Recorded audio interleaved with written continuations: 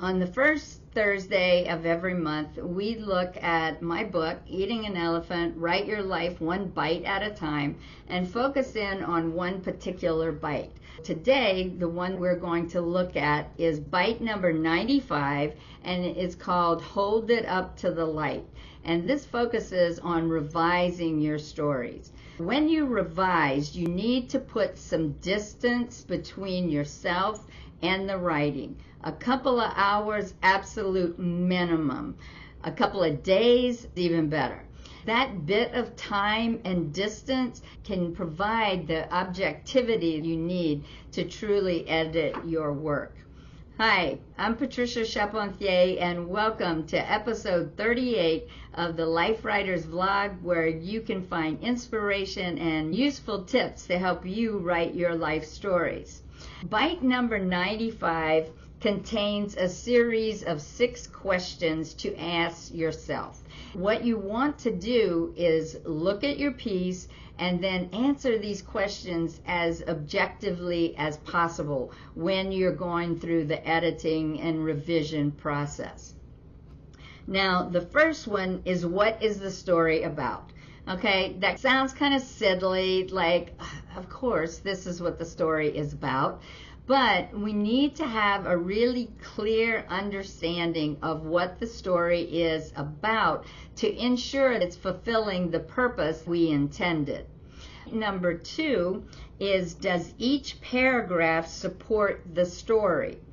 Sometimes we go off on tangents, and that's not always a bad thing. Tangents often take us to great places we would have never gone before.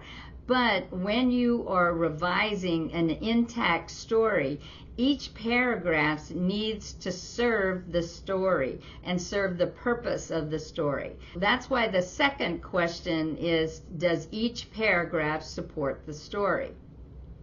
The third one is your title effective? A good title piques the interest of the reader and causes them to read on. That's what it does. So, does your title do that? Will the reader be interested enough in your title to go ahead and read the first paragraph?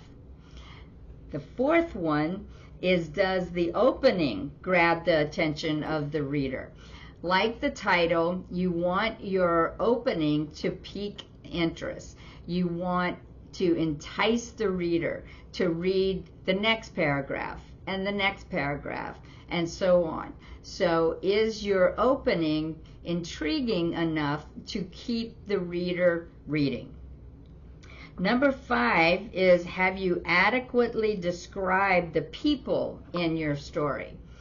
People in your stories deserve to be more than just names on a page. You need to describe them. You want a stranger, someone who doesn't know the person, to be able to get a feel for who they are. And this doesn't take paragraphs and paragraphs to do. It's amazing how a few well-chosen details about a person characterizes them well.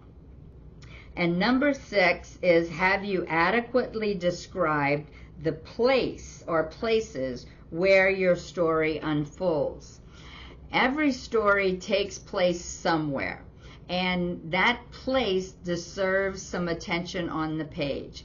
Give your reader a sense of where that story takes place.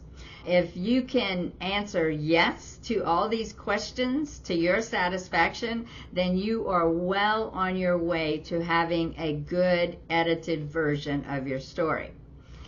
Tell me about your editing process. What is your editing process? Do you have a list of questions like this that you ask yourself about a story you've written? Do you have a list of items you check each story for? Tell us how you go about editing your stories. We'd love to hear it, and we will probably pick up some great tips from you. Use the comments section down below to tell us what your editing process is and what makes it effective for you. Remember, though, the only way to do this wrong is to not do it at all. If you liked what you just watched, sign up to be notified of future vlog posts, Sunday stories, and upcoming events. Use the buttons down below to share this episode on social media or with a friend who might enjoy it. So until next time, happy writing, everybody.